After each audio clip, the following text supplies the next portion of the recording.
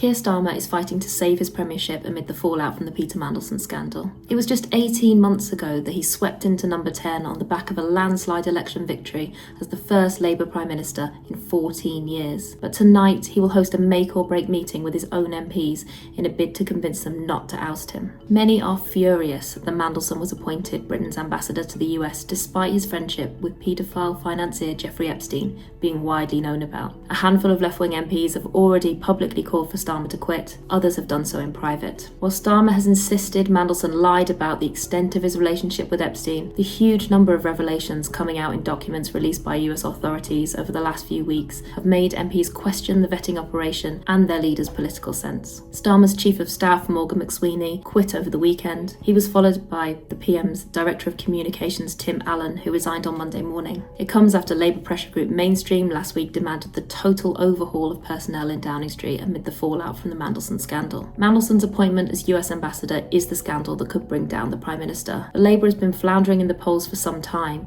with voters seemingly not trusting the party to tackle cost of living or immigration. But one of the problems Labour MPs have is there is no obvious successor. Angela Rayner, the former Deputy Prime Minister, has been tipped as a candidate, but she has an HMRC investigation hanging over her after admitting she failed to pay tens of thousands of pounds in stamp duty when she purchased her flat in Brighton. Wes Streeting, the Health Secretary, is believed to have been on manoeuvres to launch a leadership bid for some time, but he has a very small majority in his East London constituency and his own links to Mandelson, as the peer was seen as somewhat of a mentor to him. Former Labour leader Ed Miliband's name has been thrown into the ring, but will MPs back a man who has already led Labour to a general election defeat? Al Khan's has been tipped as an outside candidate. The Veterans Minister and former Royal Marine is popular with MPs and seen as someone who could win over voters switching to reform, but he only became an MP in 2024 and is politically untested.